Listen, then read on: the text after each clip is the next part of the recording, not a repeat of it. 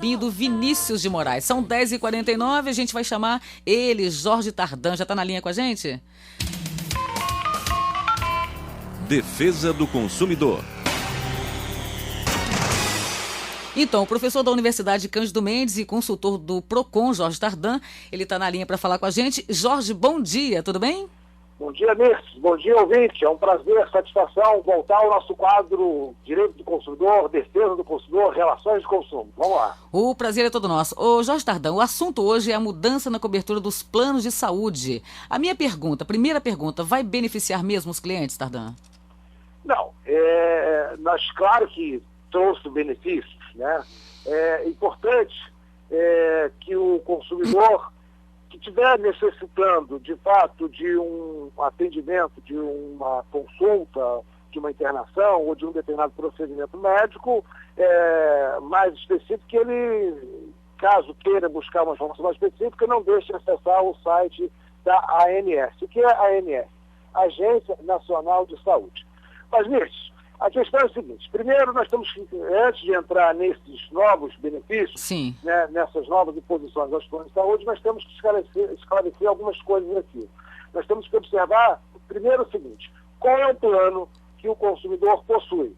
Né, porque o benefício que ele tem em razão dessas novas medidas vai depender muito do plano que ele tenha.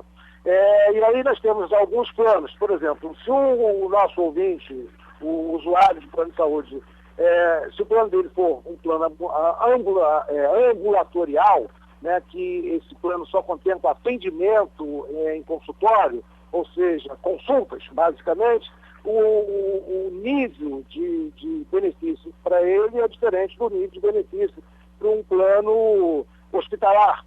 E aí já é um outro plano.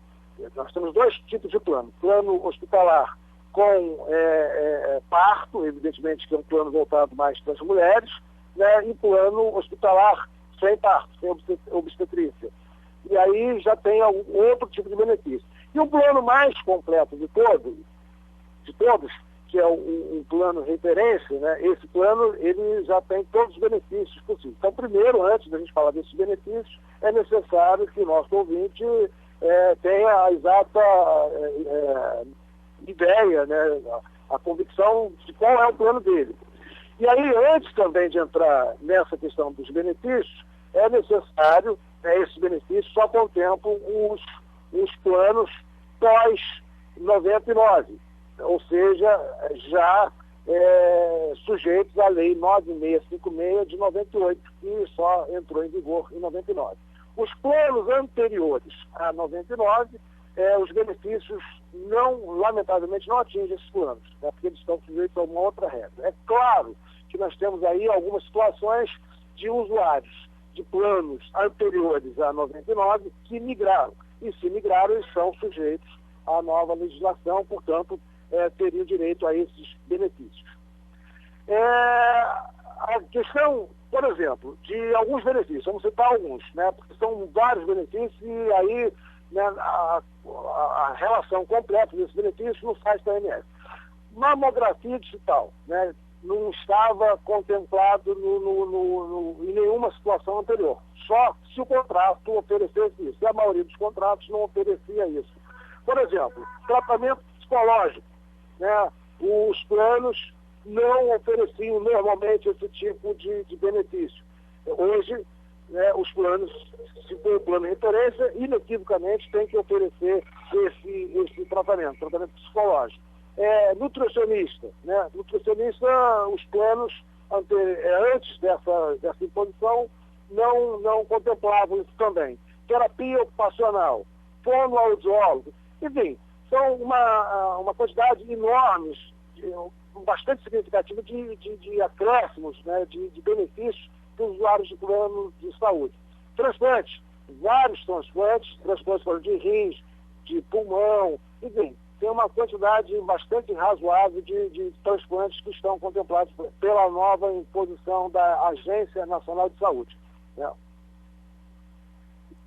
Você quer fazer alguma pergunta, Miriam? Tardan, quero sim, eu quero te fazer uma pergunta. Olha só, pode haver aumento? Bom, a questão é a seguinte, vamos pegar uma questão, por exemplo, idoso. né? O idoso pode ser reajustado? Aí nós temos que observar o seguinte, observar a Lei 9.656, que é a Lei dos Planos de Saúde, que é uma lei de 98, e o chamado Estatuto do Idoso. Reajuste para idoso que já tem mais de 10 anos de plano, veja bem, então idosos com mais de 10 anos de plano de saúde. E se o plano dele foi, se ele migrou, né? Se ele migrou, portanto, se ele fez alguma inovação pós 2003, aí esse plano não poderá sofrer reajuste em razão da idade. Portanto, se esse idoso já tem mais de 10 anos de plano, e se pós o Estatuto do Idoso ele fez migração, ou seja, adaptação, ajuste, esse idoso não poderá sofrer reajuste em razão da idade. A questão do reajuste, nós temos que observar aí faixas etárias. E a regra geral, né, independentemente de pessoas que já estão com plano, já sujeito ao plano, ao Estatuto do Idoso, a regra é a seguinte, são 6 faixas etárias. Né? Então, a primeira faixa etária, que vai de 0 a 18 anos, essa faixa etária, a primeira, ela tem um determinado valor. E a última faixa etária, que seria a dos idosos, ela não pode custar mais do que 6 vezes o valor da primeira faixa etária. Mas para falar de reajuste, vai depender do plano. Né? Um plano Y, por exemplo, o índice de reajuste será autorizado de acordo com critérios da Agência Nacional de Saúde.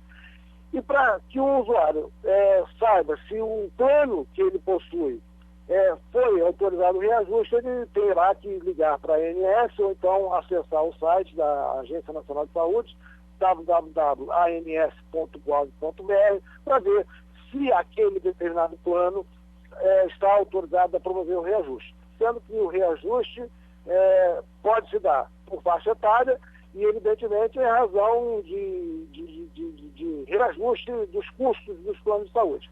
Mas reajuste só com autorização da Agência Nacional de Saúde. Essa resolução, esses novos benefícios, eles não entram no mérito da questão de reajuste. Tá certo, maravilha. Todas as explicações com Jorge Tardan. Jorge Tardan, então a gente se encontra novamente agora terça-feira que vem, não é isso? Agora, uma questão, Mirce, ainda, se você me permite. Não sei com se certeza, temos tempo ainda, tem. Tem. Então, a questão, por exemplo, de usuário de plano de saúde inadimplente, que é uma questão muito comum. Né? O usuário está inadimplente e, de repente, precisa de um atendimento, de um procedimento médico. Perfeito. E esse procedimento é negado. O usuário de plano de saúde inadimplente não pode deixar de ser atendido. Aliás, o plano de saúde só pode desligar e suspender atendimento ao usuário inadimplente após 60 dias de atraso no pagamento. E com um detalhe, desde que esse usuário seja notificado expressamente da sua inadimplência. Agora, outra questão. Ao longo de um ano, se o usuário fica, por exemplo, inadimplente no primeiro mês, 10 dias, aí vai lá e paga. No segundo mês, ele fica inadimplente, 15 dias. Esses prazos são cumulativos.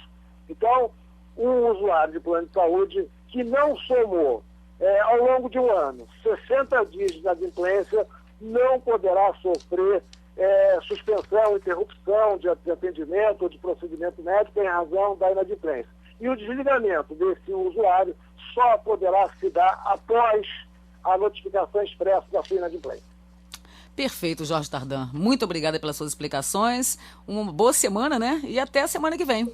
Até a semana que vem. Bom dia a todos. Muito obrigado. Eu que agradeço. São 10h58, a gente ainda traz aí uma musiquinha, Zé da Velha com Silvério Pontes.